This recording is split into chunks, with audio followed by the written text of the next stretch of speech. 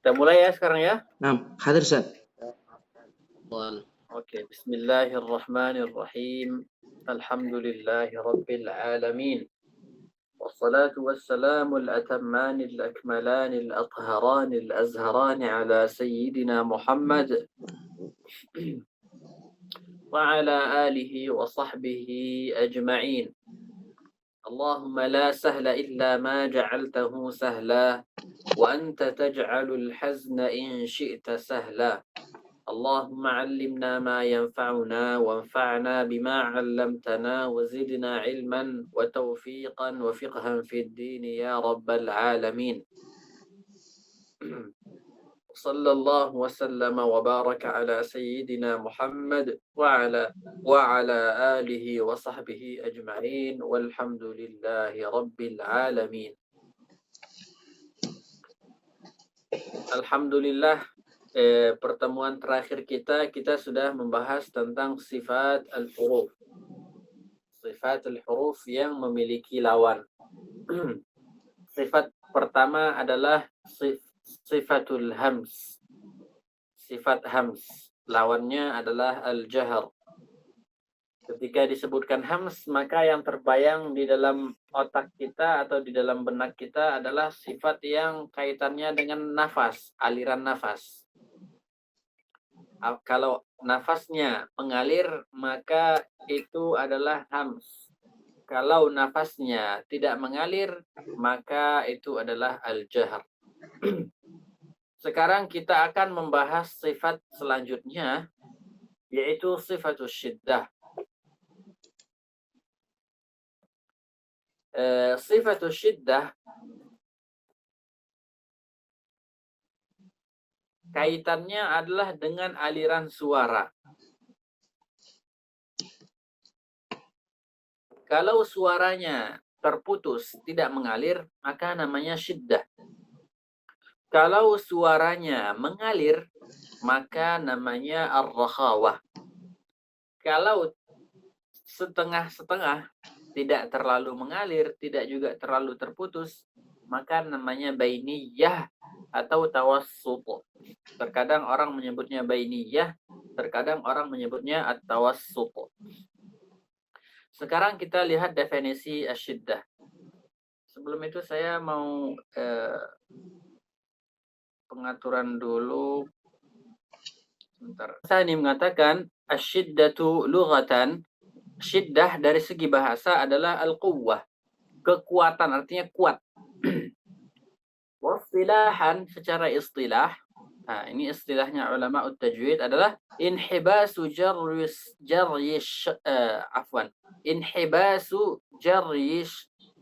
saut 'inda an-nutq bil harf.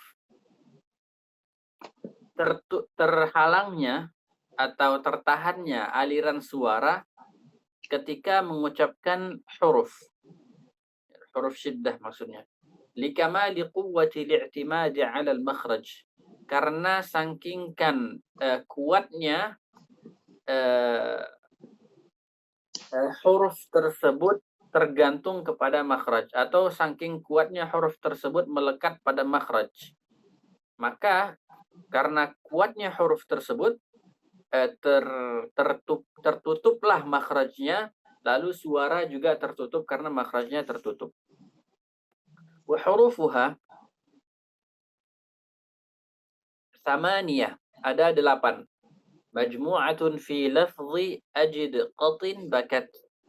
Hurufnya ada 8 yang biasanya dihimpun di dalam kalimat ajid qatin bakat. Yang pertama adalah hamzah, yang kedua adalah jim, yang ketiga adalah dal, yang keempat adalah qaf, kemudian ta, kemudian ba, kemudian kaf, kemudian ta. Qala Ibnul Jazari, syadiduha lafzu ajid qatin bakat. Kata Imam Ibnul Jazari, syadiduha artinya adalah sifat yang syiddah adalah pada pelafalan ajid qatin bakat. Sekarang kita lihat 2 catatan terkait huruf asyiddah. Yang pertama adalah kata beliau lahizil farqa bainal jahri wasyiddah. Coba perhatikan perbedaan antara jahar dan syiddah. Sesungguhnya jahar adalah tertahannya aliran nafas. Kata beliau jahar itu adalah innal jahra inhibasu jaryin nafas. Nafas, aliran nafas tertahan, itu jahar. Nah, sementara syiddah fahiya inhibasu jaryi saut. Kata beliau syiddah itu yang tertahan itu suara. Wahawil an tutabbiqa dzalika binafsik. Maka kata beliau, coba praktekkan yang demikian sendiri kata beliau, praktekkan sendiri hal yang demikian kata beliau. Bi an tantiqas sama. Dengan apa? Dengan mengucapkan kata as-sama. Ara'aita kaifan habasa as-sautu wan nafasu ma'an? Apakah engkau melihat kata beliau bagaimana suara dan nafas tertahan secara bersamaan? As-sama. Dicoba dipraktekkan sendiri. As-sama. Tertahan semuanya, suara juga tertahan, kemudian nafas juga tertahan. Di annal hamzata, karena hamzah harfun syadidun majhur. Karena hamzah adalah huruf yang syadid, sifatnya syiddah, kemudian majhur, sifatnya jahar. Bainama law nataqta lafza kitabaka, sementara kalau kita ucapkan lafaz kitabaka, تلاحظ أن الصوت انحبس بينما النفس جار إذن فالكاف شديد مهموس غير مجهور. Ketika kita lafalkan kata kitabak, suara tertahan sementara nafas mengalir. Kata beliau idzan, maka fal kafu syadidun mahmus, maka kaf adalah huruf yang syiddah sekaligus mahmus ghairu majhur, bukan jahar. Seperti itu. Jadi di sini beliau memakai kata bainama kan. Tulahidhu anna as-sauta inhabas bainama an-nafasu jarin. Bainama ini artinya sementara kalau kita artikan kita menyaksikan bahwa kata beliau suara tertahan. Bainaman nafasu jarin, sementara nafas itu mengalir. Sedangkan uslub yang fasih itu bukan pakai bainama. Itu kata bainama itu apa ya? Dipakai belakangan gitu oleh orang-orang belakangan minal mu'asirin, tapi yang sahih itu adalah pakai fi hini. Gitu dia. Fi hini anna nafasa jarin, seperti itu. Itu yang fasihnya. Jadi ini terkait dari segi uslub bahasa Arab.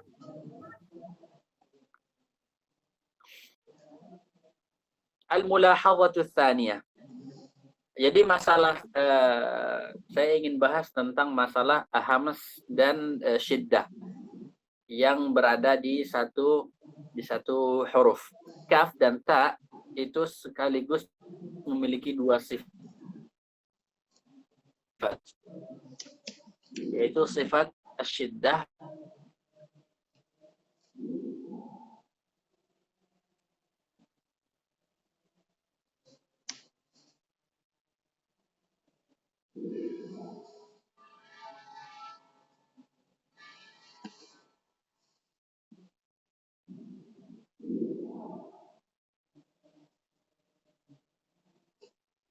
tertahan nafas. Kalau nafas sudah tertahan berarti suara juga tertahan.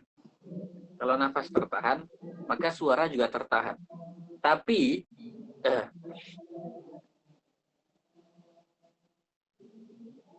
suara tertahan, nafas pasti tertahan. Kalau suara mengalir, tidak pasti nafas mengalir. Paham ya? Saya kasih contoh. Kalau suara mengalir,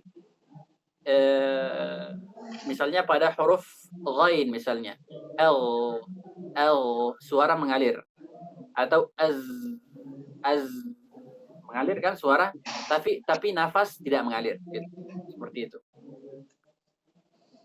Jadi bagaimana dengan kaf? Kaf itu kan sifatnya ada hams. Begitu juga ta. Hams itu nafas yang mengalir. Seakan-akan ada tanaqud di sini. Kontradiksi antara sifat syiddah dan sifat hams. Untuk menghilangkan kontradiksi ini adalah kita harus memahami bahwa sifat syiddah yang ada pada kaf dan ta itu berada di awal. Jadi sifat syiddah itu duluan.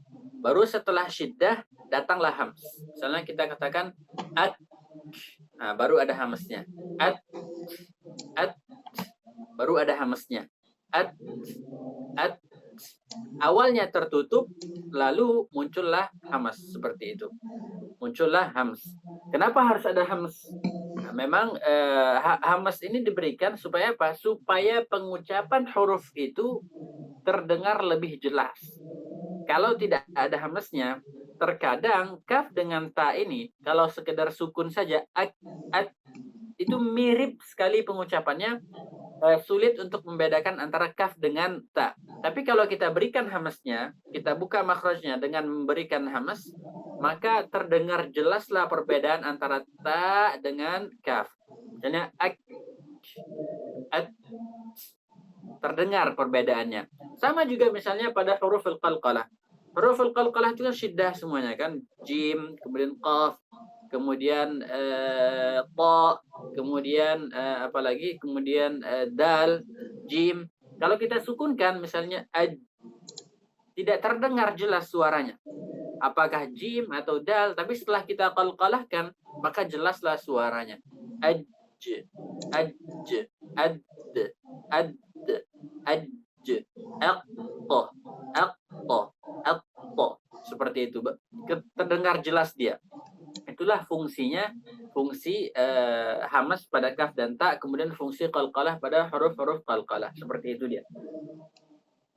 Jadi huruf syiddah itu memang ada harus karena dia keras, hurufnya itu sulit. Maka harus ada cara bagaimana agar huruf itu mudah diucapkan. Ya, caranya itu seperti itu.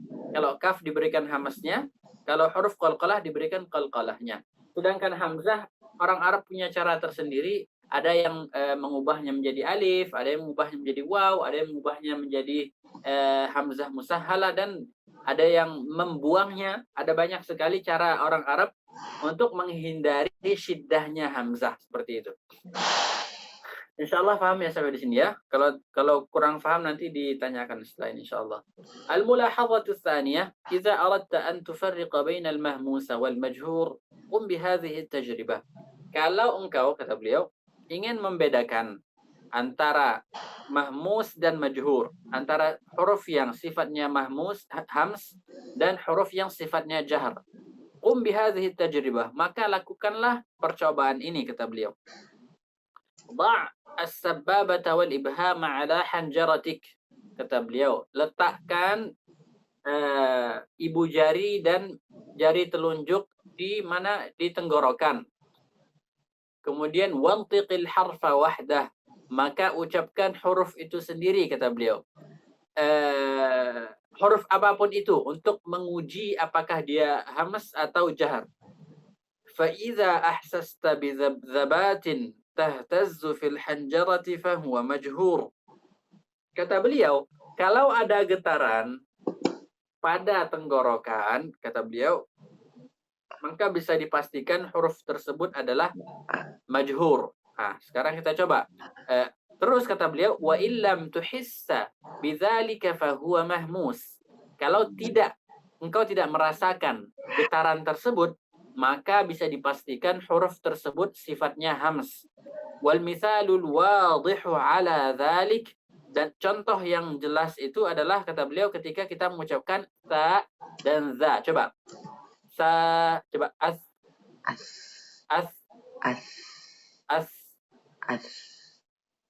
Dicoba. As, tapi dipanjangkan. As. As.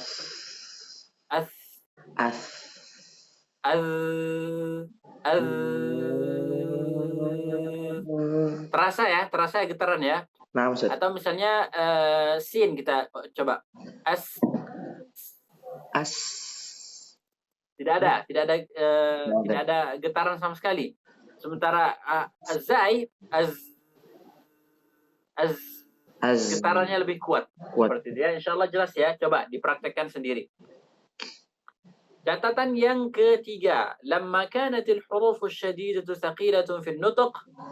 Nah, karena huruf-huruf syiddah ini kata beliau sangat berat ketika diucapkan, takhallasa al-arabu min hadhihi syiddatu. Min hadhihi syiddati. Maka orang Arab berusaha untuk menghindari syiddah ini seperti yang saya sebutkan tadi. Faqalqalu khamsata hurufin min al-huruf syadidah. Maka mereka mengqalqalahkan 5 huruf dari huruf-huruf syiddah ini, yaitu huruf baju di toko itu. Wa hiya huruf qutbu jad, yaitu huruf qutbu jad. Wa hamasul kaf wa ta. Kemudian mereka memberikan hams pada kaf dan ta. Wa sahhalu al-hamzata wa abdaluha. Kemudian mereka mentashilkan hamzah atau mengibdalnya atau mengubahnya seperti itu. Seperti yang saya sebutkan tadi.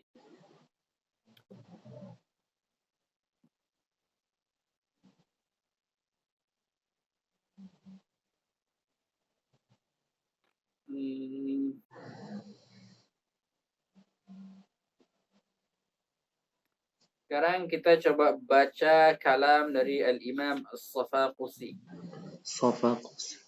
Abul Hasan Ali bin Salim As-Safaqusi, wafat tahun 1118 Hijriyah.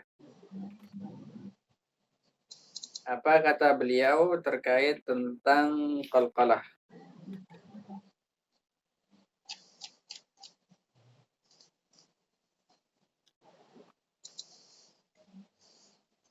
Bentar ya.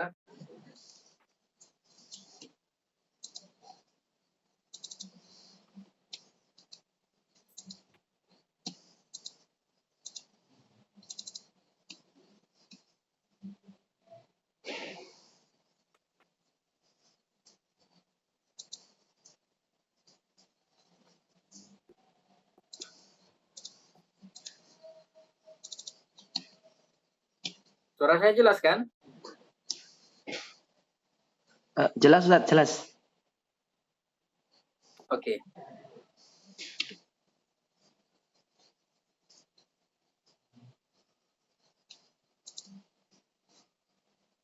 Ini dimulai di sini kata beliau ya.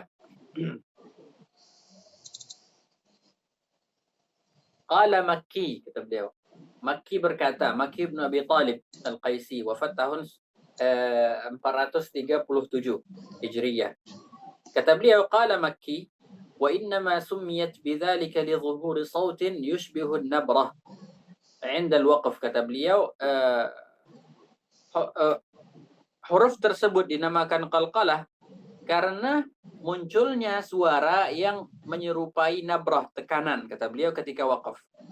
Wa qala Abu Abdullah Al-Fasi. Abu Abdullah Al-Fasi berkata, wa innama wusifat bidzalik, hanya saja huruf tersebut disifati dengan qalqalah li'annaha idza wuqifa 'alaiha taqalqala al-lisanu biha hatta yusma'u lahu nabratun qawiyyah.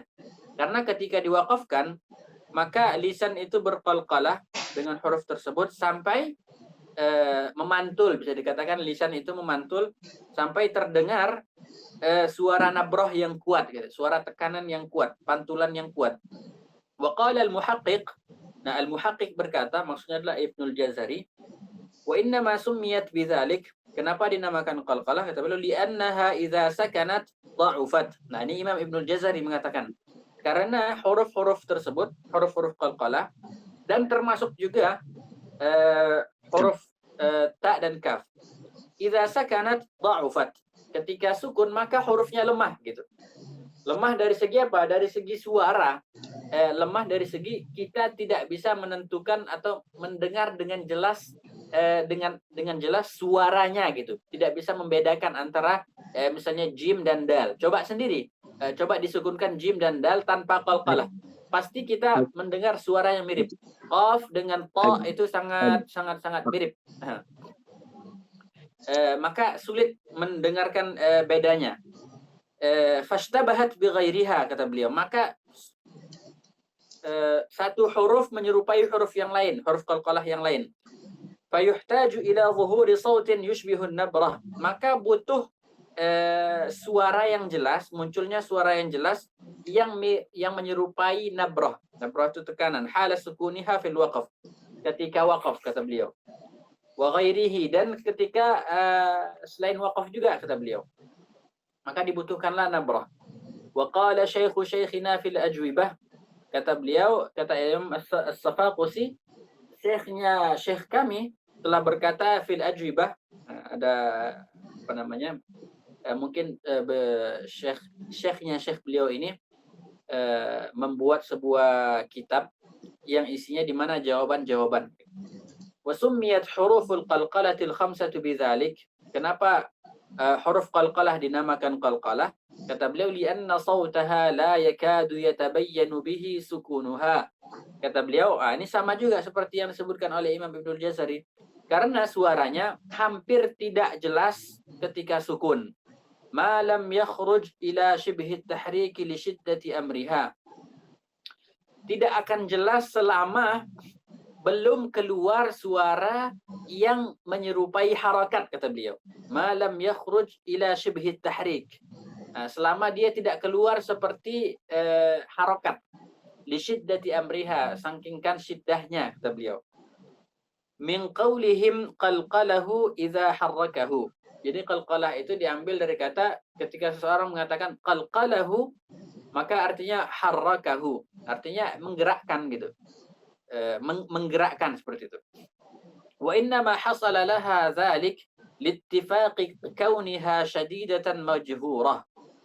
Kemudian kata beliau, kenapa huruf qalqalah ini bisa muncul nabrahnya, bisa muncul pantulannya gitu. Kenapa huruf kaf dan ta tidak memantul? Nah, itu kan pertanyaannya. Kenapa kaf dan ta itu tidak qalqalah? Kenapa yang 5 saja? Baju di toko. Kenapa itu saja yang diqalqalahkan? Kata beliau, terjadinya qalqalah pada huruf qalqalah ini karena huruf-huruf tersebut majhurah, kata beliau. Sifatnya jahar. Wal jahru, kata beliau, jahar itu yamna'un nafasa ay yakhruja ma'aha. Jahar itu mencegah nafas untuk keluar bersamanya gitu. Ya kan? Jahar itu kan tidak ada nafas. Nafas tertahan. Maka ketika kita ingin kita lepaskan makhrajnya, huruf qalqalah ini, ketika makhrajnya tertutup, misalnya ab, kita ingin lepaskan, karena hurufnya ini jahar, tidak mengandung nafas, maka yang keluar adalah pantulan. Yang keluar adalah pantulan. Ab, ab, ab. Berbeda dengan hams. Kalau hams itu makhrajnya tertutup, ya kan? Kaf maksudnya, makhrajnya tertutup. Karena kaf itu mengandung nafas, maka ketika dibuka keluarlah nafas yang keluar. Berbeda dengan qalqalah. Seperti itu kata beliau. Wasyiddatu, kata beliau, syiddah itu tamna'u ay yajriya ma'aha sautuha. Syiddah itu mencegah suara itu untuk mengalir, kata beliau. Falamma jtama'a hadzanil wasfan. Nah, ketika dua sifat ini terkumpul, yaitu sifat jahar dan syiddah yang sama-sama tertahan, jahar suara tertahan, jahar nafas tertahan, kemudian syiddah suara tertahan. Imtana'an nafasu ma'aha. Maka nafas tidak bisa mengalir. Wamtina'u jarri sautiha, kata beliau, ihtajat ila takallufi fi bayaniha. ولذلك يحصل ما يحصل من الضغط للمتكلم عند النطق بها ساكنة حتى يكاد يخرج إلى شبه تحريكها لقصد بيانها، إذ لولا ذلك لم تتبين، لأنه إذا امتنع النفس والصوت تعذر بيانها ما لم تتكلف بإظهار أمرها على الوجه المذكور.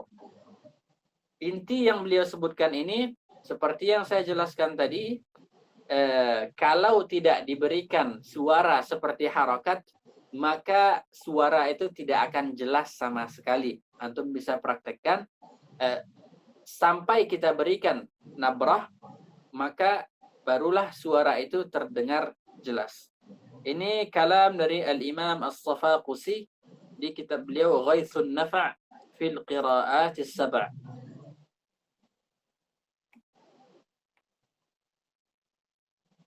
Insyaallah saya rasa ini cukup tentang huruf, penjelasan dari al-mulahadhatu ats-tsalitsah. Kita ulangi lagi. Kata beliau, lamma kanatil hurufus syadidatu thaqilatan fil nutqi. Nah, ketika huruf syiddah itu berat di pengucapan, takhallasal arabu min hadhihi syiddah. Orang Arab menghindari syiddah ini, kata beliau. Faqalqadu 5 huruf min al-huruf asy-syadidah, maka mereka mengqalqalahkan 5 huruf dari huruf syiddah ini, wa hiya huruf qutbu jad wa hamasul kaf wa ta, kemudian mereka menghamaskan kaf dan ta, kemudian mentashilkan hamzah dan mengibdalnya. Ar-rakhawah. Rakhawah secara lughah al-lin. Wastilahan, al-lin itu artinya lembut. Secara istilah, jarayanu sawt ma'al harfi li dha'fi li'timadi 'ala al-makhraj. Mengalirnya suara, kata beliau, rakhawa itu adalah mengalirnya suara ma'al harf. Dengan huruf. Suaranya mengalir ketika huruf itu diucapkan. Li dha'fi li'timadi 'ala al-makhraj. Karena apa? Karena tidak terikat dengan makhraj atau tidak mengandalkan makhraj dengan kuat. Wa hurufuha, hurufnya adalah 16, wa hiya ma 'ada huruf asy-syiddati wat tawassut. Hurufnya adalah 16 selain daripada huruf syiddah yang 8 tadi dan selain huruf tawassut yang jumlahnya ada 5. Wa hunaka hurufun mutawassitatun baina asy-syiddati war-rakhawah. Nah, ini akan beliau bahas tentang huruf yang tawassut, yang tengah-tengah. Tidak tertahan suaranya secara sempurna, tidak juga mengalir secara sempurna, seperti itu. Wa hiya 5, kata beliau ada 5. Yajma'uha qauluhum, dihimpun di perkataan mereka lin Umar. Lin Umar, lam nun ain mim ra. Wa innama wusifat bidzalik, kenapa disifati dengan tawassut? Ay bit tawassut, lianna as-sawta lam yanhabis ma'aha inhibasahu ma'a syadidah. Karena suara tidak tertahan ketika mengucapkan huruf tersebut seperti tertahannya huruf ketika syiddah. Walam yajri ma'aha jarayanahu ma'ar rikhwah, dan tidak juga mengalir sebagaimana mengalir pada huruf rakhawah. Wa baina rikhwin wasyadidi lin Umar, kata beliau, antara rikhwah dan syiddah itu hurufnya ada 5, yaitu lin Umar. Jadi lin Umar ini memang bagus ya, Imam Ibnul Jazari itu menghimpun huruf tawassut ini di dalam kalimat lin Umar. Karena lin Umar ini dari segi, kalau kita artikan, artinya lembut wahai Umar gitu. Lin ya Umar gitu. Ada yang dibuang, huruf nidanya itu dibuang. Lin ya Umar. Artinya adalah lembutlah wahai Umar gitu. Karena apa? Karena Sayyidina Umar bin Al-Khattab terkenal sangat keras gitu. Masalah agama ini beliau tidak pernah, maksudnya kalau sudah diperintahkan beliau tidak akan pernah lembut. Jadi tegas beliau tuh, keras. Jadi beliau tidak pernah meremehkan sedikit pun hal terkait tentang agama. Jadi kalau ada macam-macam, beliau di garis pertama melawan orang yang yang hendak berbuat yang tidak bagus terhadap Islam. Jadi kata sangkingkan kerasnya beliau, itu kan terkenal kan. Jadi lin ya Umar gitu. Maksudnya lembut dikit lah wahai Umar gitu. Ada munasabahnya gitu. Mulahadhah. ينبغي أن يحذر القارئ عند نطقه للحروف البينية من أن يتكئ عليها اتكاءة طويلة تشبه اتكاءه على الحروف الرخوة. Kata beliau, seorang qari ketika mengucapkan al-huruf al-bainiyah, huruf yang tengah-tengah ini, jangan sampai berlama-lama ketika mengucapkan huruf itu sebagaimana dia berlama-lama ketika mengucapkan huruf ar-rakhawah. Huruf ar-rakhawah itu kan harus mengalir ya suaranya. Misalnya kita ucapkan zai, misalnya kita baca az-zaniyatu waz-zani. Nah, seperti itu kan. Misalnya sayaqulus sufaha, sayaqulus sufaha. Itu kan mengalir ya. As-sufaha. Bismillahirrahmanirrahim. Ar-Rahmanirrahim. Jangan huruf huruf bainiyah itu, huruf tawassut itu kita samakan. Kita buat mengalir gitu. Jangan kita tahan lama-lama. Karena dia bukan huruf rakhawah. فإن الزمن الذي يستغرقه الحرف البيني أقل من الزمن الذي يستغرقه نطق الحرف الرخوي نسبيا. Kata beliau, tempo atau waktu yang digunakan oleh huruf huruf bainiyah lebih sedikit daripada tempo yang digunakan oleh huruf rakhawah gitu. Wa dzalika fi mithli qoulihi ta'ala wallahu, kemudian ar-Rahman wa ya'lam. Jadi wallahu jangan kita baca wallahu. Kadang untuk menyesuaikan irama terkadang orang memberikan lebih gitu ya. Maksudnya dipanjangkan gitu tasdidnya wallahu, jangan. Wallah. Sedang saja wallahu. Ar-Rahman, Ar-Rahman, ra-nya Ar-Rahman, jangan Ar-Rahman, jangan. Kemudian wa ya'lam, juga sedang wa ya'lam, jangan wa ya'lam. Jangan juga wa ya'lam, wa ya'lam, jangan panjang gitu. Tengah-tengah tawassut seperti itu. Wa ya'lam. Kemudian kita lanjutkan sifat berikutnya. Nah, jadi tadi syiddah lawannya adalah ar-rakhawah. Jadi harus kita setelah memahami sifat ini, maka harus kita benar-benar perhatikan gitu. Ketika mengucapkan huruf syiddah, jangan sampai hurufnya lemah. Banyak orang membaca misalnya sekarang qori-qori ini, qori-qori haflah, qori-qori internasional, itu banyak itu tidak ini, tidak syiddah. Misalnya contohnya misalnya dia sebut misalnya wa taqatta'at bihimul asbab, seperti itu. Atau misalnya wa absarihim. Mungkin kalau teman-teman sering mendengarkan, itu pasti pernah mendengar pengucapan ba seperti itu. Wa absarihim fi qulubihim. Seperti itu pengucapan ba-nya. Itu pengucapan seperti itu adalah pengucapan yang salah. Tidak boleh kita tiru. Siapapun yang membaca seperti itu, maka kita anggap itu bacaan yang salah dan tidak boleh ditiru. Siapapun itu, meskipun yang baca itu Asy-Syaikh Khalil Al-Husari, meskipun beliau baca seperti itu. Karena apa? Karena itu memang salah.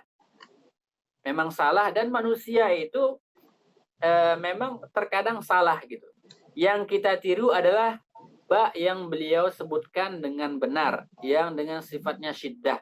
Kalau seandainya kita mendengar dari seorang qari yang alim, misalnya selevel al-Imam al-Husari, Syekh al-Husari, atau Syekh Abdul Basit, kita dengar ada pengucapan satu huruf, terkadang beliau ucapkan sesuai dengan kaidah at-tajwid, terkadang kurang pas gitu. Yang kita tiru itu yang sesuai dengan kaidah, jangan yang tidak sesuai dengan kaidah. Seperti itu. Terkadang ada orang aneh gitu. Kalau kita perbaiki bacaannya, dia bilang Syekh Al-Husari baca seperti itu. Ya, kenapa yang bacaan yang seperti ini dia tiru gitu? Padahal dari rekaman beliau itu 30 juz masih banyak pengucapan ba yang sahih tapi tidak dia tiru gitu. Kenapa yang hal itu doang yang dia tiru? Saya bukan mengatakan bahwa Syekh Al-Husari pengucapan banyak seperti itu, tidak. Saya hanya membuat perumpamaan gitu. Kalau seandainya terjadi seperti itu. Kadang ada orang seperti itu, ada. Dia ambil yang salahnya, kemudian yang benarnya dia tinggalkan. Padahal yang benar dan salah sama-sama dibaca oleh syekh tersebut seperti itu. Kalau seandainya anggaplah misalnya seorang syekh masyhur misalnya, hujjah dia, ulama besar, mengucapkan huruf mad misalnya. Tiba-tiba pernah beliau membaca atau karena beliau tidak sadar atau apa, huruf mad masuk ke hidung. Terus dia dengar, ini fulan baca huruf mad masuk ke hidung. Kemudian dia tiru. Ya nggak boleh seperti itu gitu. Beliau ini, seorang alim ini, lihat bacaannya secara keseluruhan. Bagaimana bacaannya? Beliau baca secara keseluruhan, huruf madnya tidak masuk ke hidung. Gitu. Itu yang kita tiru, bukan yang kebetulan beliau salah itu, bukan itu yang kita tiru. Seperti itu. Sifatul isti'la. Sifat al-isti'la. Secara bahasa artinya tinggi.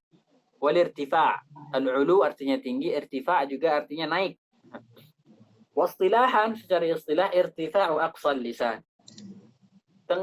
Pangkal lidah terangkat. Inda nutq bil harf, ketika mengucapkan sebuah huruf, ilal hanakil a'la, ke langit-langit. Wa summiyat bidzalik, dinamakan sifat tersebut dengan isti'la karena lirtifa'i aqsa al-lisani 'inda nutq biha ilal hanakil a'la. Karena pangkal lidah terangkat ketika mengucapkan huruf tersebut ke langit-langit. Wa hurufuha sab'ah. Hurufnya ada 7. Yajma'uha qawluka khussa datin qidh. Khussa datin qidh. Kha, sad, dad, ghain, dha, qaf, dha. Afwan. Kha, sad, dad, ghain, ta, qaf, dha. Qala Ibn al-Jazari wa sab'u 'ulwin khussa datin qidh hasar. Jadi kata beliau sab'u 'ulwin, ada 7 huruf isti'la. Khussa dhaghtin qidh, hurufnya adalah huruf ini, khussa dhaghtin qidh, hasar maksudnya hanya ini saja, tidak ada lebih. Apa kata Imam Syatibi? Wa qidh khussa dhaghtin sab'u 'ulwin, kata beliau.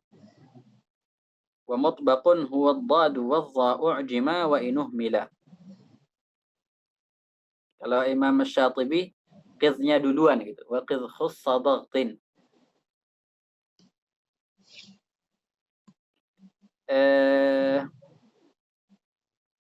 Mulahadhatun hawla al-isti'la'i wa at-tafkhim. Sekarang kita akan lihat mulahadhat tentang isti'la' dan tafkhim. Kata beliau, yang pertama, ini penting nih. Min lawazimi huruf al-isti'la' at-tafkhim.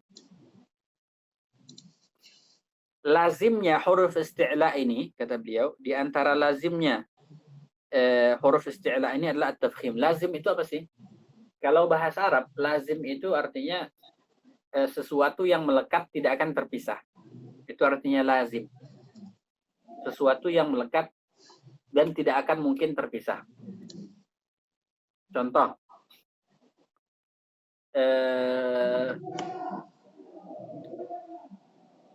kita ini kan bentuk kita fisik ya. Fisik itu artinya tersusun dari bagian-bagian kecil sehingga membentuk diri kita ini. Seperti itu kan? Mereka itu bilang kan setiap kita ini tersusun dari benda-benda yang kecil, yang paling kecil yaitu bisa dikatakan atom gitu kan. Maka tersusunlah diri kita ini. Dan kita ini adalah bentuk sebuah benda atau jisim. Ada satu hal yang tidak akan mungkin terpisah dari kita, yaitu bertempat. Nah, jadi kita ini sebagai bentuk fisik itu tidak akan mungkin terpisah daripada tempat gitu.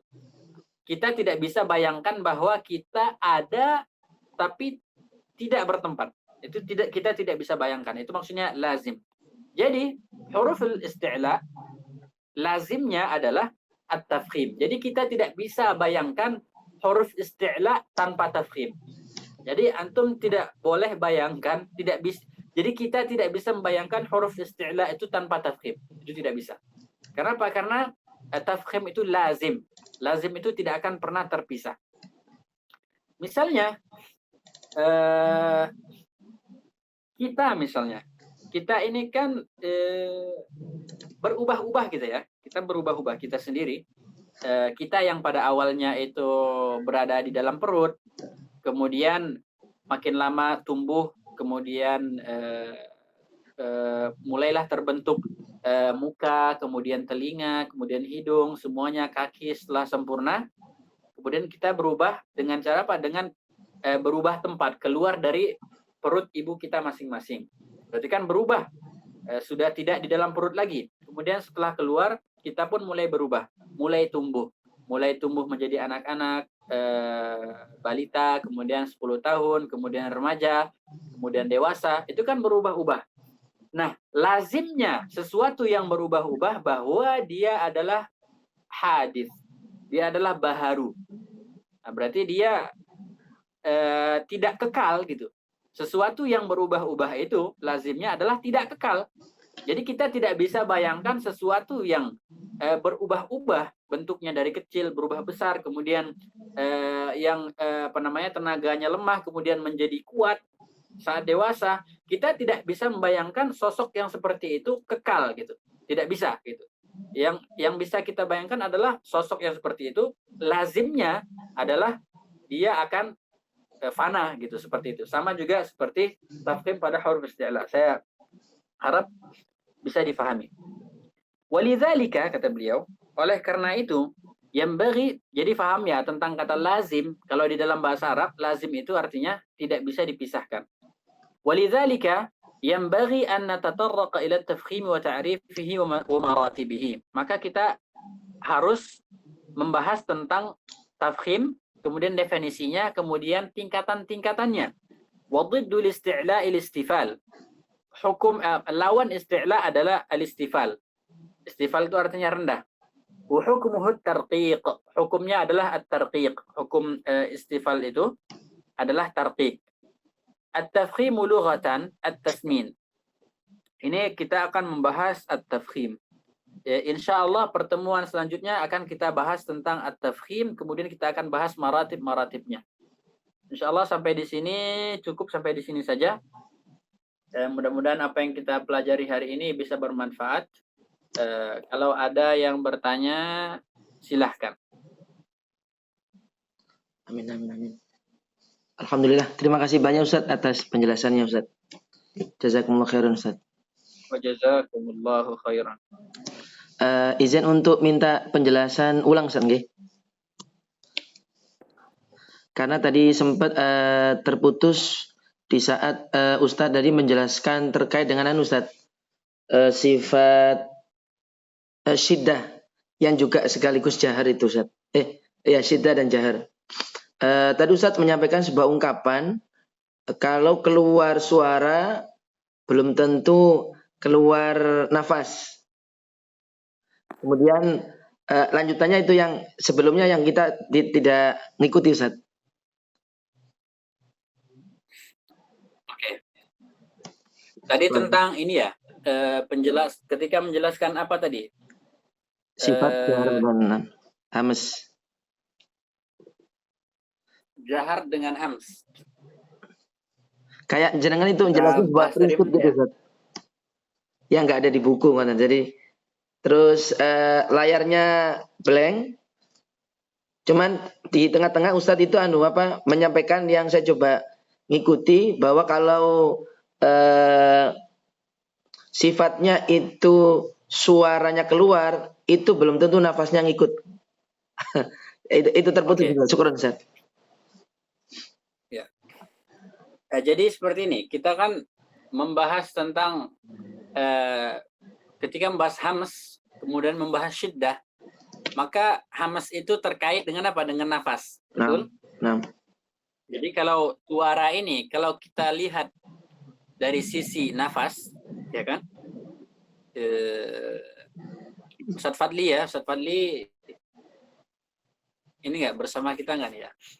Jadi hams itu, afwan, huruf-huruf hijaiyah, kalau kita lihat dari segi nafas, maka ada yang ketika huruf itu disebutkan nafas mengalir, ya kan? Ada yang ketika disebutkan nafas tidak mengalir. Nafas yang mengalir itu namanya hams. Nafas yang tidak mengalir namanya jahar. Oke. Kalau kita tinjau dari segi suara yang mengalir, maka huruf hijaiyah ini ada yang suaranya mengalir sempurna, ada yang suaranya tidak mengalir sama sekali. Jadi alirannya nol gitu. Ada yang mengalir tapi sedikit-sedikit. Sampai sini jelas ya? Oke. Kemudian huruf syiddah ya, sifat syiddah, suara tidak mengalir. Suara tidak mengalir. Kalau suara tidak mengalir, maka bisa dipastikan nafas tidak akan mengalir. Antum coba sendiri huruf syiddah itu, coba antum ucapkan. Nafas tidak akan mengalir, suara tidak akan mengalir. Sudah pasti itu, sudah pasti.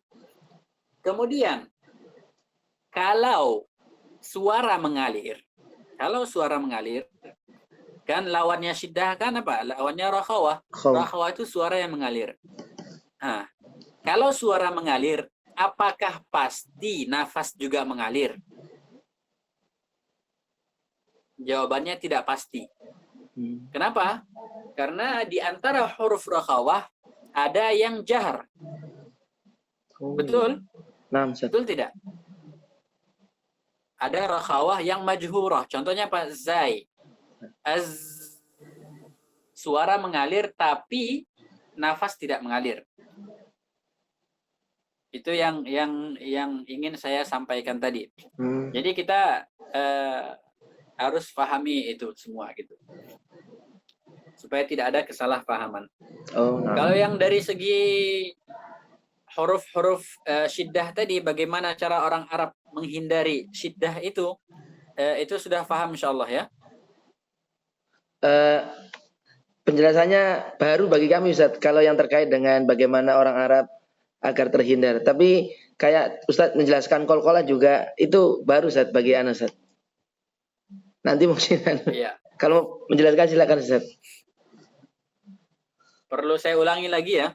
Alan Ustaz. Sekarang antum huruf syiddah itu coba antum ucapkan satu persatu dengan sukun. Coba disukunkan huruf syiddah itu satu persatu. Sekarang huruf hamas dulu, syiddah yang mahmusah, kaf dengan ta. Coba sukun doang tanpa ada hamasnya. At. Apa yang terjadi? Kata Imam Ibnul Jazari, ketika sukun, maka huruf itu lemah. Lemah dari segi apa? Dari segi huruf tersebut tidak susah untuk membedakan antara satu dengan yang lain. Bukan lemah maksudnya syiddahnya hilang, bukan lemah dari segi itu, bukan. Tapi hurufnya itu susah membedakannya. Coba sendiri, Naam Ustaz. susah membedakannya. Nah, maksudnya mirip suaranya. Kata beliau, agar supaya huruf tersebut jelas terdengar, perbedaan antara ta dengan kaf, maka kita setelah makhraj itu tertutup, kita harus buka makhrajnya. Buka makhrajnya supaya apa? Supaya suaranya jelas. Ak, at. Maka jelaslah perbedaan antara kaf dengan ta dari segi pengucapan. Seperti itu kan? Naam. Oke. Kemudian qalqalah. Ketika kita ucapkan, coba antum praktekkan jim dengan dal, coba disukunkan tanpa qalqalah. Coba dipraktekkan sendiri. Dal dengan jim coba. Dal dengan jim. Naam. Dal dengan jim coba. Bagaimana? Apakah suaranya mirip kan? Naam. Mirip suaranya kan? Naam Ustaz. Iya. Kata beliau, ini menjadi lemah, jadi suaranya itu menjadi lemah gitu, karena menyerupai gitu, karena yang satu serupa dengan yang lain. Kita perlu sebuah pantulan gitu, sebuah pantulan agar apa? Agar suara itu menjadi jelas. Maka dikolkolahkanlah gitu. Ad. Sekarang jelas, suaranya jelas. Ad.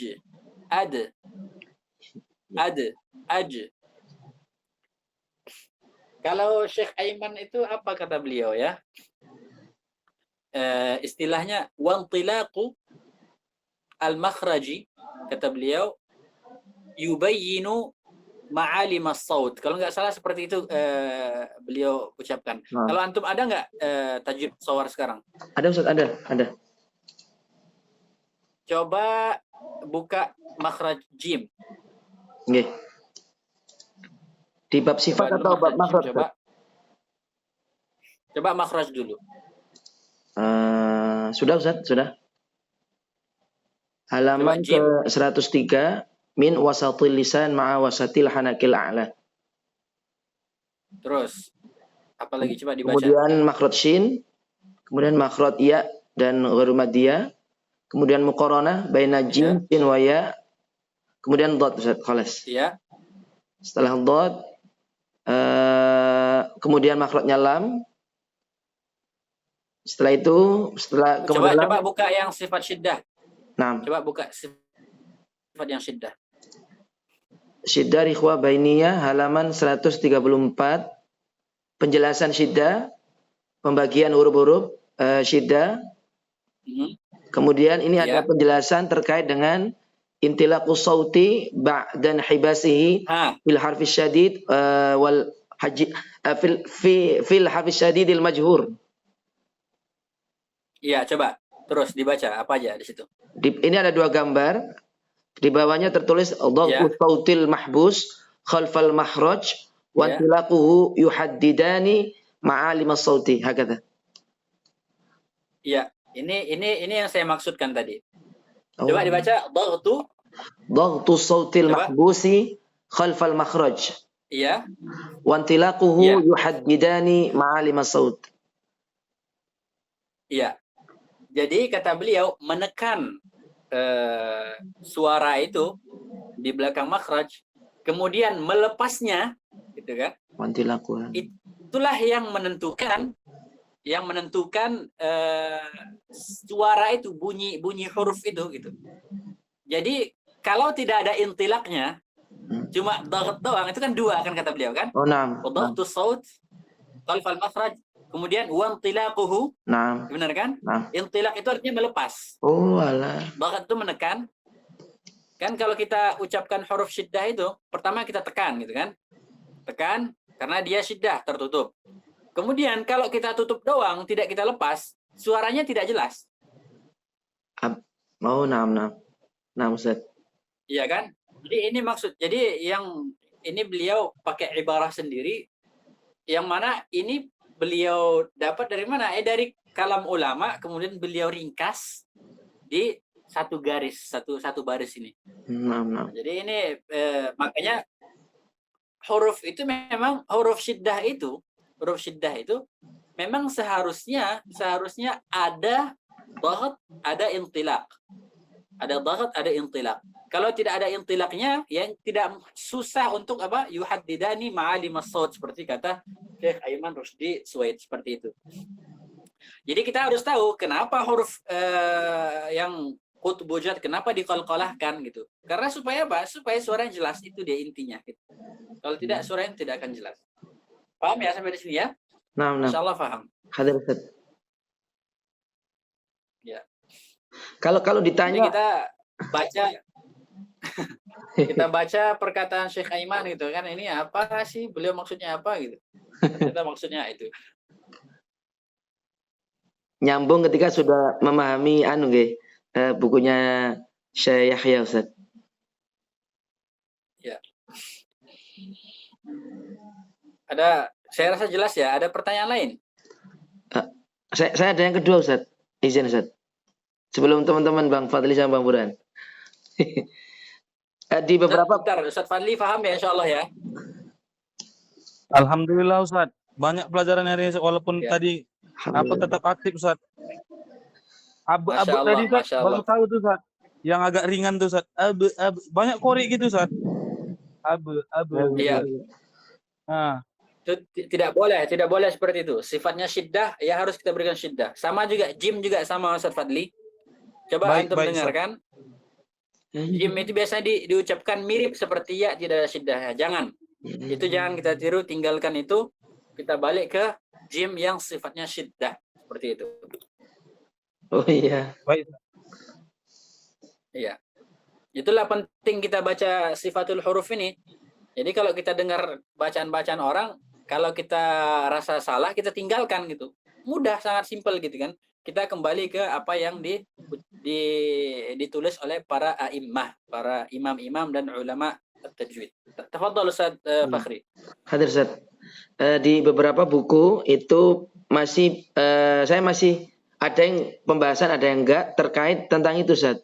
Tawassut itu apakah termasuk sifat qawi atau sifat dhaif atau dia tengah-tengah sebagaimana namanya sifat bainiyah ini Ustaz. Itu saja Ustaz. Iya.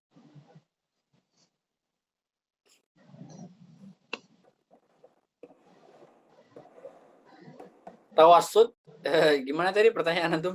Jadi apakah sifat yang kuat atau tengah-tengah gitu? Oke. Karena sebelumnya di buku-buku itu ini sebenarnya misalnya di buku yang berjudul Hakut Tilawah kalau nggak salah Ustaz.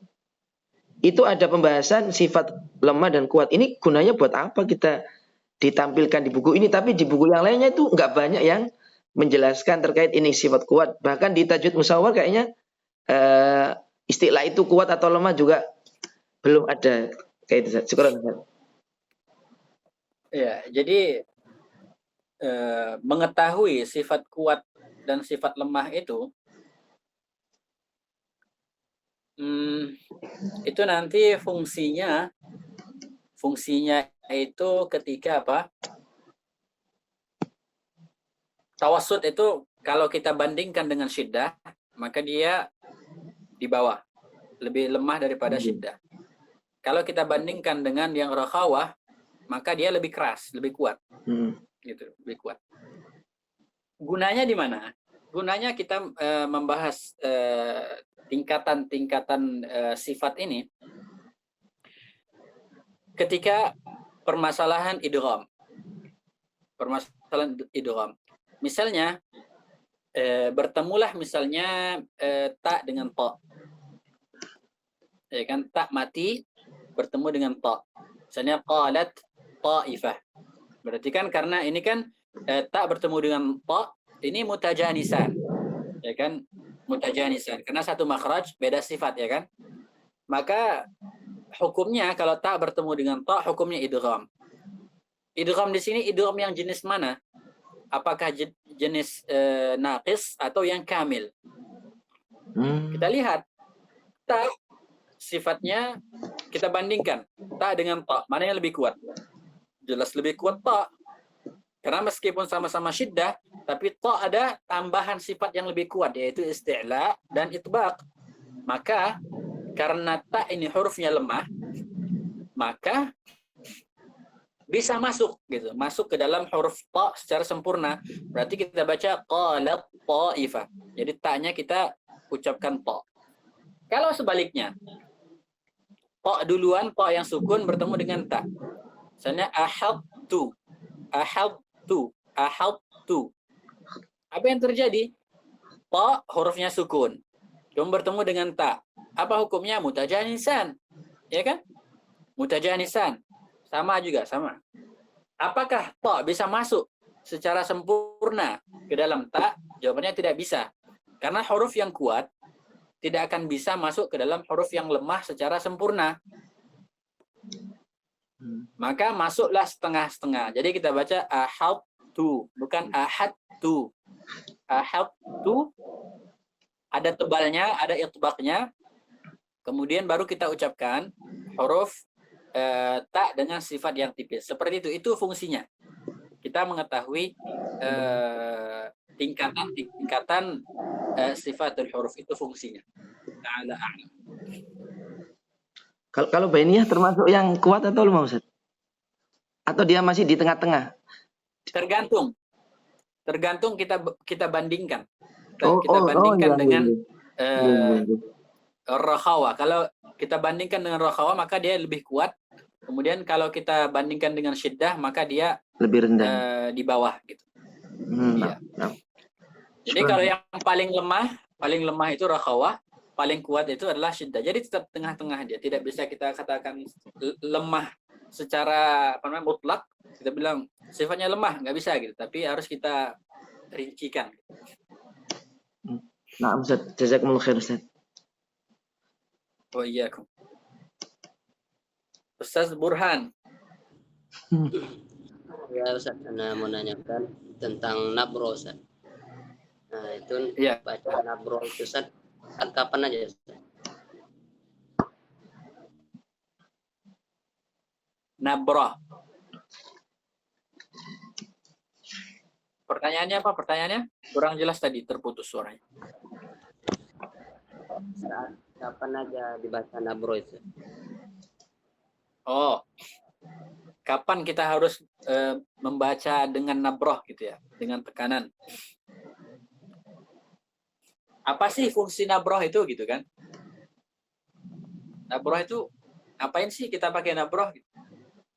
Itu kan intinya di situ gitu. Kita tidak maksudnya untuk tahap pertama belum penting kita mengetahui di mana-mana saja yang harus kita baca nabroh. Tapi hal mendasar yang harus kita ketahui, apa sih fungsinya nabroh gitu. Yeah. Tidak. Kalau sudah kita pahami, insya Allah antum tidak hafal pun di mana tempat-tempatnya, antum akan bisa baca dengan benar. Sekarang kita pahami fungsi nabroh. Nabroh itu kita pakai supaya apa? Supaya pengucapan setiap huruf itu jelas. Contoh ya, contoh. Nabroh itu kan artinya tekanan, ya kan? Tekanan, artinya tekanan. Contoh, misalnya ada kata iyyaka na'bud. Iyyaka na'bud. Apa yang harus kita baca di sini? Yang harus kita baca di sini adalah ya itu dari wasatul lisan, dari tengah-tengah lidah. Iyyaka, iyyaka. Karena iya yang pertama itu meskipun sukun kemudian sebelumnya kasrah, tapi dia tidak huruf mat. Biasanya kalau iya mati sebelumnya kasrah itu kan huruf mat, ya kan? Benar nggak? Nah. Ya kan? Kalau contohnya misalnya i itu kan huruf mat kan? Iya-nya mati sebelumnya kasrah. Tapi pada iyyaka itu tidak huruf mat. Tapi huruf yang makhrajnya dari tengah-tengah lidah. Agar suara iya itu benar-benar diucapkan dari tengah lidah, tidak seperti mat, tidak iyyaka, maka kita butuh tekanan. Kita baca iyyaka, iyyaka, iyyaka. Iya. Iyyaka. Nah, disinilah kita butuh nabrah. Misal, kalau misalnya kita wakaf pada huruf yang ada tasdidnya. Wa illam yusibha wabilun fatal. Fatal. Nah, itu kan lamnya kan bertasdid. Bagaimana agar pendengar ketika mendengarkan kata tersebut mengetahui bahwa asalnya itu adalah fatallun. Fatallun. Ada dua lamnya.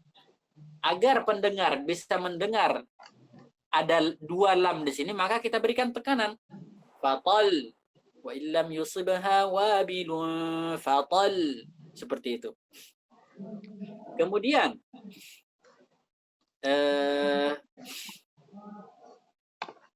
saya rasa itu saja yang hal yang mendasar yang perlu kita ketahui. Tapi Syekh Aiman itu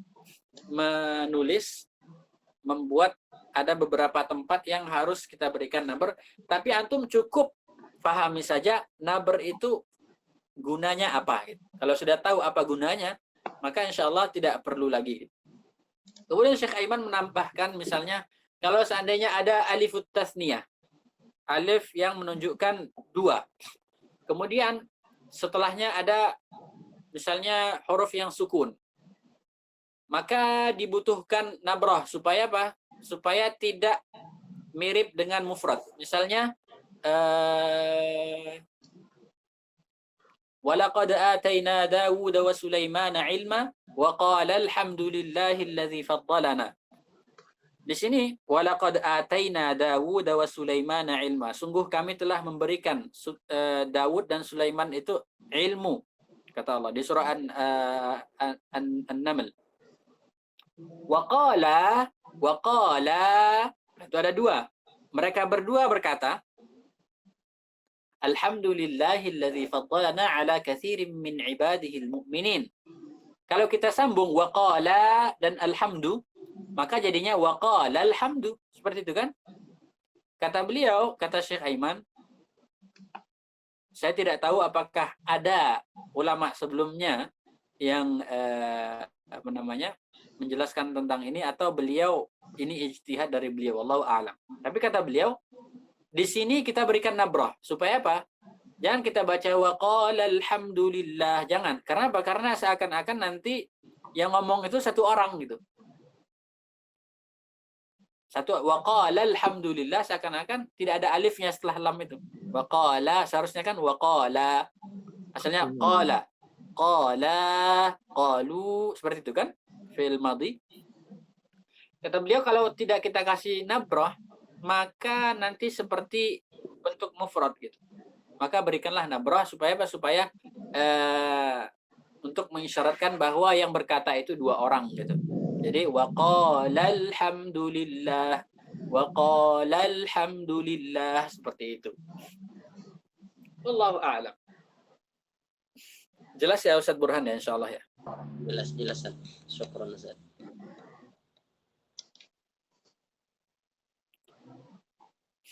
Ada lagi?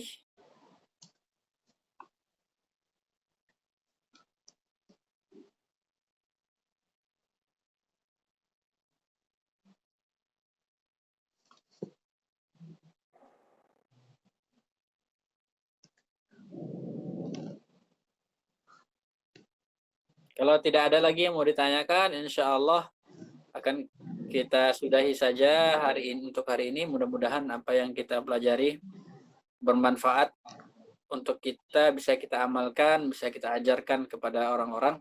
Amin, amin. Mudah-mudahan ilmu yang kita dapat ini membawa berkah untuk kita, membawa kebaikan untuk kita, bukan membawa malapetaka untuk diri kita sendiri. Amin ya Allah. Ilmu yang kita dapat